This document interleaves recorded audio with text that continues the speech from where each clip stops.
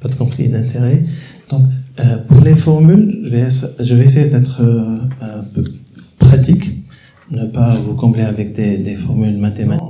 On peut se dire que environ 76 à 80% de nos patients en post-opératoire sont à plus ou moins 0,5 dioptrie, ce qui est pas mal, mais on va dire qu'un patient sur 5 va être en post-opératoire au-delà de cet intervalle.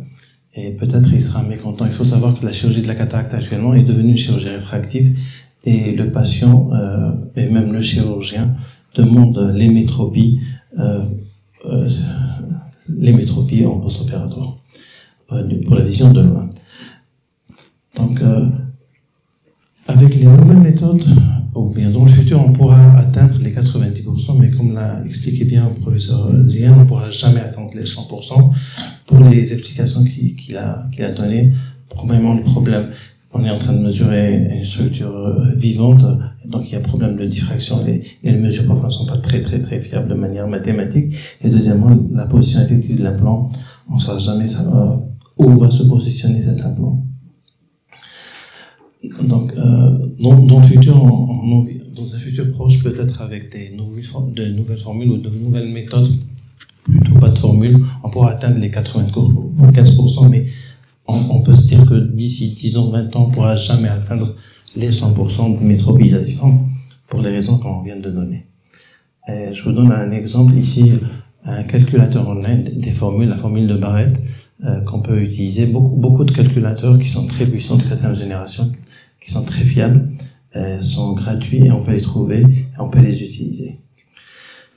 Le problème, c'est la position effective de l'implant. Bon, les formules utilisent principalement les paramètres de la longueur axiale, de la kératométrie et de la chambre antérieure, mais pour essayer de trouver la puissance émétrovisante, la position effective de l'implant, malheureusement, on ne pourra pas le savoir. Pour les yeux standards avec une kératométrie standard et une longueur standard entre 21 et 24 mm, juste avec la longueur axiale et la kératométrie, on peut prévoir la position exacte de l'implant. Mais pour les yeux opérés ou bien pour les yeux avec une forte amétropie, cette position n'est pas bien prédite, d'où les manquements des anciennes formules. Donc, on peut distinguer deux types de formules. Les formules de régression empirique déterminées, on essaie de tracer une courbe pour trouver la puissance, et les formules de divergence. Je vous donne à cet exemple deux implants par la même firme, mais qui n'ont pas la même géométrie. Et vous voyez que la constante 1 de cet implant est de 118,5, et cet implant avec une autre géométrie il est de 119,1. Donc, le fabricant sait bien que cet implant, du fait de sa forme, va se positionner plus en postérieur dans le sac. Donc, la constante 1 est plus importante pour compenser cette position postérieure de l'implant dans le sac.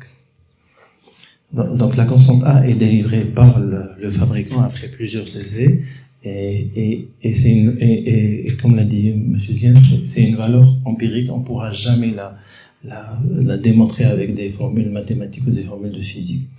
Aussi, le chirurgien peut même modifier sa propre constante A avec le temps, avec sa technique chirurgicale. Il fait une série de patients, il peut faire le calcul théoriquement ou à l'aide de logiciels pour qu'il optimise sa constante personnelle, constante A, lorsqu'il utilise bien sûr le même implant. Enfin, en formule, il y a des formules de première génération. La formule la plus simple, c'est des années 80.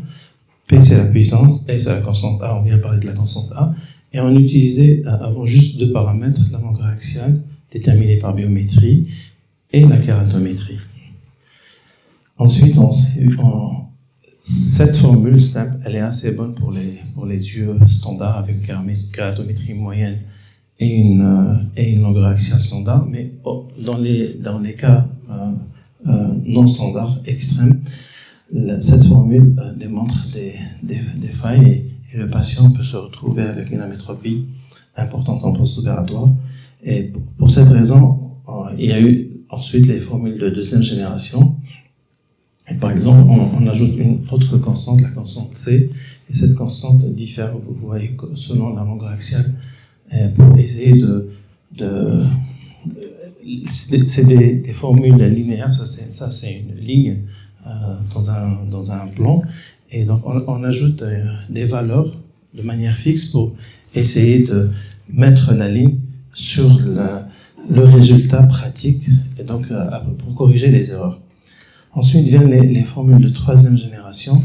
Ici, on va introduire d'autres paramètres comme la profondeur de la chambre antérieure, l'épaisseur de la cornée, l'épaisseur de la lentille, de l'implant, et même l'épaisseur de la lentille utilisée, et pour essayer d'affiner et de trouver la meilleure constante 1 pour corriger les erreurs. Et en dernier, les formules de quatrième génération, principalement, donc on ajoute des paramètres, on ajoute même le paramètre de l'âge, et il y a même des formules qui ajustent des formules comme la formule de Hancock qui va corriger les erreurs des anciennes formules.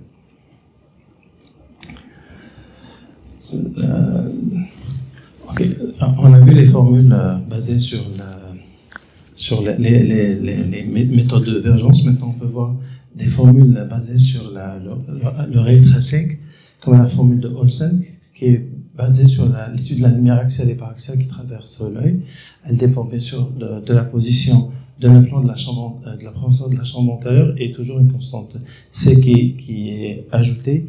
Et il faut savoir que ces formules, on peut les trouver, les essayer gratuitement sur Internet. L'intelligence artificielle, principalement, on va parler tout à l'heure, mais il y a trois grandes méthodes. Mais ici, c'est pas des formules, hein, ce n'est pas des formules, c'est des méthodes qui sont basées sur le deep learning, le calculateur de Hill, le calculateur de Kane et le calculateur de Ladas. Vous voyez que les formules se joignent quand on est avec une chambre antérieure de 3 mm, avec une kératométrie de 44 et une longueur axiale comprise entre 3 et 25. Mais au-delà de ces yeux dits normaux, les formules donnent des résultats très très différents. Par exemple, ici en pointillé, c'est la formule de Olsen qui a été modifiée pour ajuster, mais malgré cela, vous voyez que les résultats ne sont pas très bons, on s'éloigne de l'hémétropie. Sur le plan pratique, ici, vous voyez que c'est des formules de quatrième génération, la formule de Kane et la formule de Hill RBF, ce sont des formules basées sur l'intelligence artificielle. Et vous voyez que Olsen, c'est un ray tracing, et le Barrett, c'est une formule de quatrième génération. Et disons que les trois meilleures formules, c'est Kane, Olsen et Barrett, qui donnent des résultats très bons, qui avoisinent 90% pour une amétropie post-opératoire de plus ou moins 0,5 dioptrie. Les formules utilisent des facteurs différents, et on a même ajouté le sexe comme facteur différent, et ça a été identifié lorsqu'on a fait des études avec l'intelligence artificielle. On n'a jamais pensé que le sexe homme-femme aurait une retentissement sur le calcul d'implant, et même dans le futur peut-être l'ethnicité. Donc pour les yeux avec une grande longueur axiale, et il faut utiliser les formules adéquates, et pour les petits yeux, il faut utiliser les formules adéquates, mais pour faire vite, je dirais que la formule de Barrett serait la formule de Barrett, c'est une formule de quatrième génération qui serait bonne dans quelle que soit la longueur axiale. Ça, c'est deux personnes qui ont fait des formules avec des méthodes d'intelligence artificielle. Barrett, c'est comme formule quatrième génération modifiée avec intelligence artificielle. Les formules sont gratuites et on peut les utiliser. Et disons que le Barrett donnerait des résultats, quelle que soit la longueur axiale, quelle que soit la profondeur de la chambre antérieure ou de la kératométrie. Merci.